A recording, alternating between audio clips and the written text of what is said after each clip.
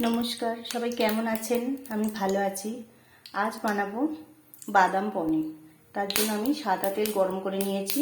এতে পনিরগুলো হালকা লাল করে ভেজে নেব। পনিরগুলো ভাজার সময় আমি অল্প একটু নুন দিয়ে নিয়েছি। লাল হয়ে গেছে, এবার আমি তুলে নেব। এবার এই তেলে আমি সিদ্ধ করে রাখা আলুগুলো ভেজে নেব। আলুগুলো হালকা লাল হয়ে গেছে, এবার আমি এগুলো তুলে নেব। আমি এর মধ্যে গরম মশলার ফোড়ন দিয়ে দেব। আর এখানে দেখুন টমেটো, চীনাবাদাম আর এক টুকরো আদা আর একটা লঙ্কা, অল্প একটু চিনি পেস্ট করে রেখেছি। এটা তেলের মধ্যে দিয়ে দেব।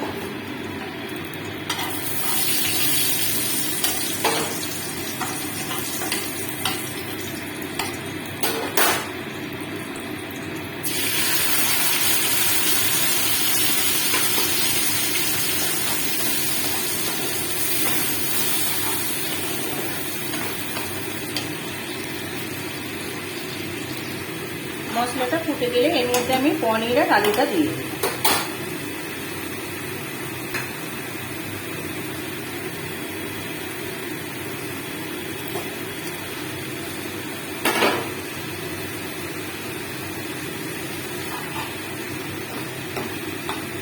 এতে অল্প একটু জল অ্যাড করে দেব।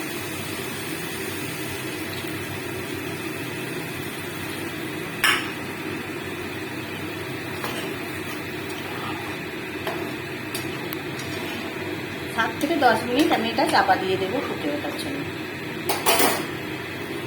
একটু পরিমাণ মতো আমি নুন দিয়ে দিয়েছি আর একটু ভাজা মশলা দিয়ে দিয়েছি। ভাজা মশলাটা আছে জিরে, ধনে, শুকনো লঙ্কা আর গোলমরিচ একসাথে গুঁড়ো করে নিয়েছিলাম, সেইটা আমি এর মধ্যে দিয়ে দিয়েছি। আর একটু ঘন হয়ে এলে আমি নামিয়ে নেব। আমার রেডি হয়ে গিয়েছে বাদাম পনির।